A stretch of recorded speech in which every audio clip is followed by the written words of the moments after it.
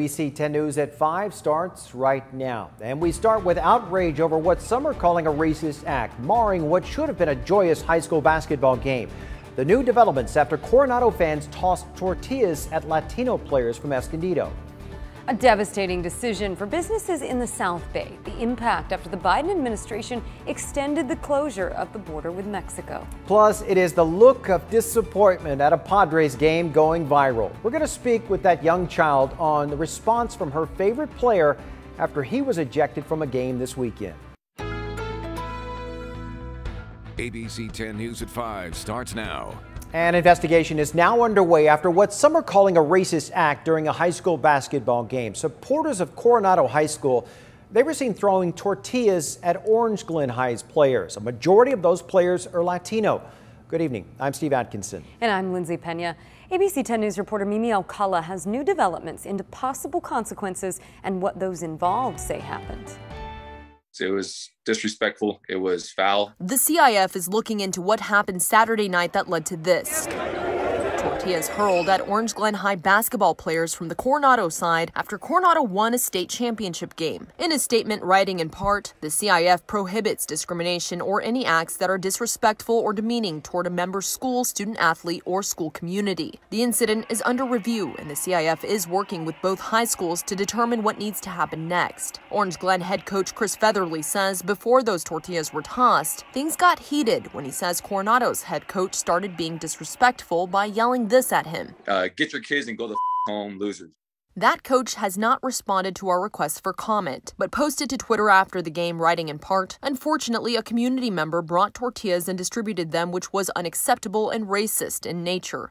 I do not condone this behavior." The incident sparked an investigation by the Coronado Unified School District. The superintendent says swift action will be taken to address all those involved and they will be held accountable.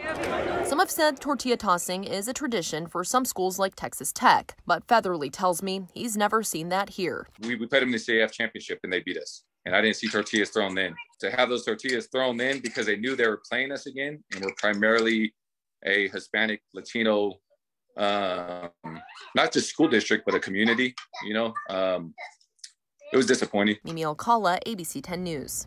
The League of United Latin American Citizens issued a statement today calling for Coronado Unified and the CIF to investigate. Tomorrow, the Coronado Unified School District Board is holding an emergency meeting to discuss if any actions should be taken. Also tonight, a tough decision will have a huge impact on South Bay businesses. The Homeland Security Department is keeping the border closed to non-essential travel for at least another month. Our ABC 10 News reporter Jennifer Kastner spoke with business owners about how that will affect them as they struggle to stay open. Omar Trujillo owns this cell phone store by the San Ysidro Port of Entry, where his percent sales have plummeted. 60%.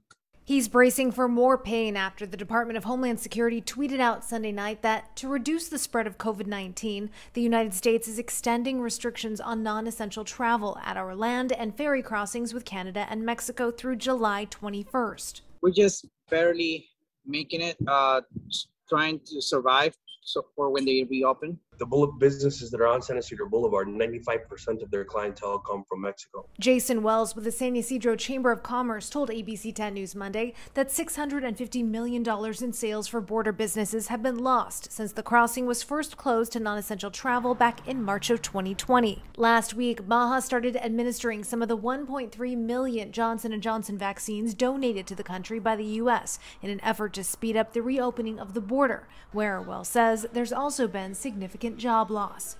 We're calculating over the last year, we've lost 1,900 jobs. Those are 1,900 families that counted on their job to feed their children that no longer have that option. Jennifer Kastner, ABC 10 News. Mexico has also seen a steady decline in daily new cases, but in recent weeks has seen a spike in deaths from COVID. A migrant camp located just outside the San Ysidro Port of Entry in Tijuana was partially cleared out this weekend. Our media partners Televisa sent us this video. Local immigration group Border Angels said Mexican government officials were removing people's tents. The area is serving as a refugee camp where migrants from Mexico, Central America, and Haiti wait in limbo while they seek asylum in the U.S. Migrant shelters were already at capacity before this year's influx of migrants, so many end up at this camp. There's no word on how many tents were taken away or if more will be cleared out. There is good and bad news on the COVID front nationally. The U.S. is unlikely to reach President Biden's goal of having 70% of adults partially vaccinated by July 4th. But COVID deaths in the U.S., they have dropped below 300 a day for the first time since March of last year. And in New York City, Madison Square Garden was packed for the first time in 15 months for a Foo Fighters concert. Everyone did have to show proof of vaccination, but in parts of the country with low vaccination rates, concerns about that highly contagious Delta variant is growing. Just like last summer when we saw a surge in the South, I think we could see that again because such a low percentage of the population is immunized at this point. In the meantime, the White House has acknowledged today that despite a promise to send 80 million vaccine doses to other countries by the end of the month, fewer than 10 million have shipped so far. Social distancing restrictions have lifted, and businesses working to expand during the pandemic are finally unveiling their new spaces. As part of our series on San Diego's Rebound, ABC 10 News reporter John Horn spoke to one business owner who said there was no time to waste. It's hard yerba mate. It's just naturally fermented. Alex Montalbano says it's like a hard tea seltzer, summed up in the brand name Cove. It's from the Guarani language without the accent above it, and it actually means the art of living. Life finally getting back to normal, and that's why Cove opened its new outdoor tasting room Friday in Barrio Logan. We set a date. We had to move forward. I mean, every business has to move forward. You have to have plans, and our plan's been pushed back, and if we don't open, we'll never go anywhere. While businesses are still trying to fill a glut of open jobs and adjust to reopening, there is an opportunity for those capable of expansion. Commercial real estate analyst Gary London telling me the market is off 20% from pre-pandemic levels. For Montalbano, the savings came because his team at Cove built the room themselves over the last couple of months. What could normally cost a couple $100,000, they did at less than $50,000. You know, we're not done yet. We're still pushing forward, pushing the needle, but it felt really good to have everyone come out and just kind of, you know, we've been waiting a long time for this. Cove's new tasting room is on the outer wall of Thorn Brewing Company in Barrio Logan. Inside, the beverages are canned at a speed of 35 per minute, then shipped off to about 130 locations across the county. John Horn, ABC 10 News. London tells us he expects commercial real estate prices to be low for a while. For more stories on how San Diegans are rebounding from the pandemic, visit 10news.com/rebound. There were some tense moments for residents after a fire broke out near homes in Del Mar this afternoon. Sky 10 flew over to see where those flames climbed that hillside. This was right near the 5 freeway towards an apartment complex just a little after 12:30. Fortunately, those firefighters were able to stop the spread of the fire before it threatened those buildings. No word on what caused that fire so far. And crews were busy with another one this morning in Claremont. It started near Tomahawk Lake, that is. Firefighters were able to contain the flames to just 1 acre. No reports of buildings damage or any injuries.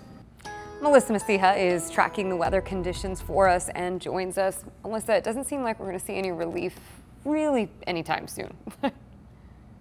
It will be gradual, a little bit more, a few more days rather, Lindsay, and we'll start to get a little bit of cooling, but today was still pretty warm. Yeah, as we take you outside, looking at Alpine right now, we're currently in the mid 80s. We're seeing clear skies there. Of course, with the fires that we've seen, we are watching our wind gusts. So we are seeing breezy conditions right now. Places like Harrison Park gusting at over 20 miles per hour. And we are in the teens in many of our inland communities. Can't emphasize this enough. We've just been so hot, so dry. So be extra careful if you're going to be doing anything outdoors.